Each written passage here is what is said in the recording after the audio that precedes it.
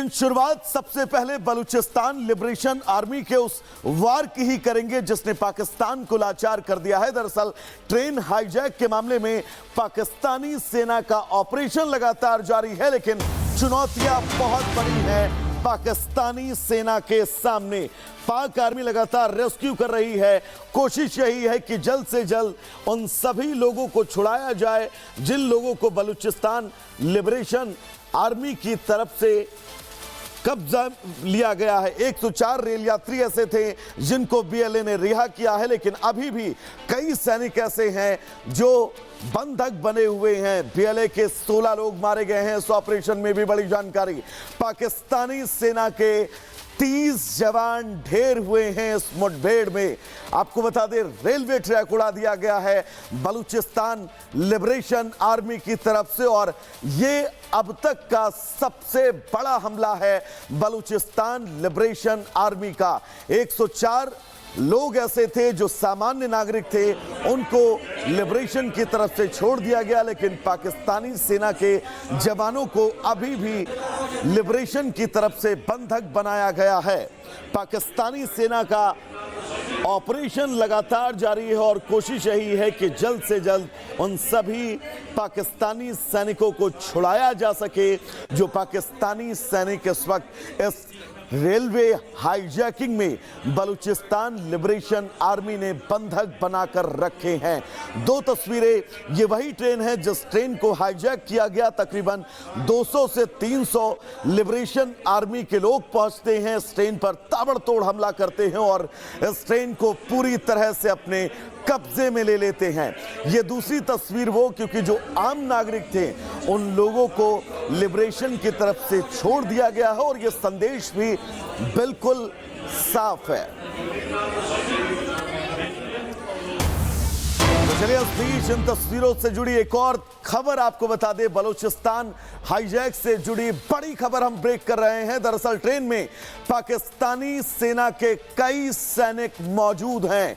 Train में मौजूद सैनिकों की लिस्ट भी सामने आई है और रिपब्लिक भारत के पास सैनिकों की पूरी लिस्ट है। लिस्ट में सेना का एक मेजर भी मौजूद है और वो लिस्ट भी हम आपको दिखाएंगे वो कौन कौन से सैनिक हैं जो इस वक्त इस लिबरेशन आर्मी के चंगुल में फंसे हुए हैं।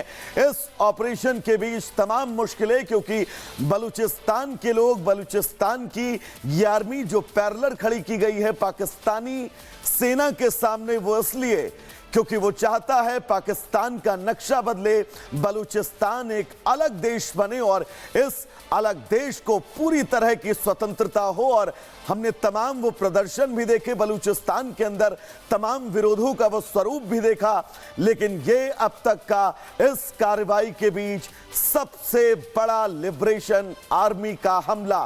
एक पूरी ट्रेन हाईजैक कर ली गई और उस ट्रेन को हाईजैक किए जाने के बाद 104 जो नागरिक थे उन नागरिकों को छोड़ दिया गया है, लेकिन सेना के जवान जो ट्रेन में मौजूद थे उन सभी को बंधक बनाया गया है। और दर्शकों, खबर यह है 100 से ज्यादा पाकिस्तानी सेना के जवान उस ट्रेन में सवार थे।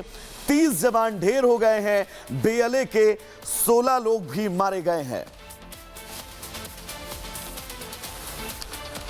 तो चलिए इन तस्वीरों और इस खबर के बीच आगे बढ़ेंगे और अब बात होली की करेंगे। दरअसल होली के त्योहार में अब बस 2 दिन का समय बाकी है। उसी दिन जुमे की नमाज भी होगी। ऐसे में इसको लेकर, तैयारियों को लेकर दरभंगा में शांति समिति की बैठक हुई। इस मीटिंग में शहर की मेयर अंजुम आरा ने ऐसी सलाह दी है जिसके बाद विवाद छिड़ गया।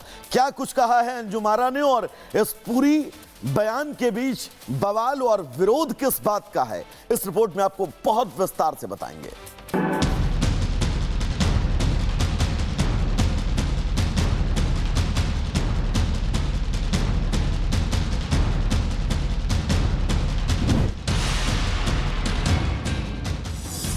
देश भर में जोर शोर से होली के त्योहार की तैयारियां चल रही हैं। खास बात ये कि इस बार जिस दिन होली का त्योहार है उसी दिन जुमे की नमाज भी होनी है।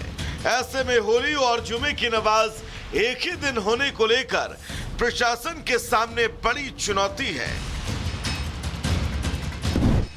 बिहार के दरभंगा में इसे लेकर एक पीस कमेटी हुई, लेकिन इस मीटिंग में मेयर अंजुम आरा ने जो सलाह दी उससे हर कोई हैरान है।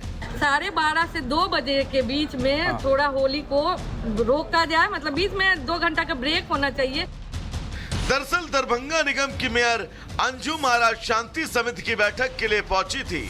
मीटिंग के दौरान मेयर ने होली के त्योहार पर अस्थायी रूप से रोक लगाने तक की मांग कर डाली, और तो और बैठक के बाद भी उन्होंने होली के जश्न को रोकने की बात दोहराई ताकि जुमे की नमाज में कोई बाधा न आ सके। शासन से हम लोगों ने तरकीब निकाला है कि 12:30 से 2 बजे के बीच में थोड़ा होली को रोका जाए, मतलब बीच में 2 घंटा का ब्रेक होना चाहिए। तो सुना आपने, अब होली पर ब्रेक लगाने की बात कर रही हैं। अपनी इस अपील के पीछे क्या तर्क दे रही हैं, अब आप वो भी सुनिए। तो जुम्मा का टाइम तो जो है आगे जा नहीं सकता है, इसीलिए जैसे हम लोग भी जो है रमज़ान में अगर मुहर्रम पड़ गया है तो हम लोग ने टाइम टेबल थोड़ा चेंज किया है। बस सभी लोग से आग्रह यही रहेगा कि 12:30 से 2 बजे के बीच थोड़ा सा होली का कार्यक्रम जो है मस्जिद और जहाँ पे नमाज पढ़ने जाते हैं लोग उससे थोड़ा दूरी बना के अपना। अब मेयर अंजुम आरा के होली पर ब्रेक लगाने वाले बयान पर सियासी घमासान छिड़ना तय है। साथ ही प्रशासन के सामने चुनौती भी होगी कि होली और जुमे की नमाज को सौहार्दपूर्ण तरीके से पूरा कराया जाए, जिससे किसी की भी किसी तरह की परेशानी का सामना न हो। Bureau report, Republic Bharat.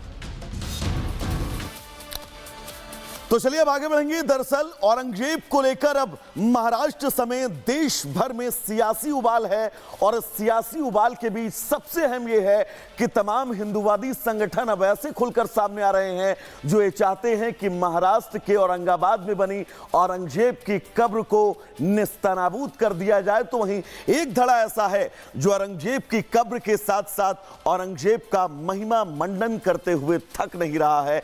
कुल मिलाकर सियासत का पारा, टेंपरेचर बहुत हाई है। इस रिपोर्ट में आपको बताएंगे।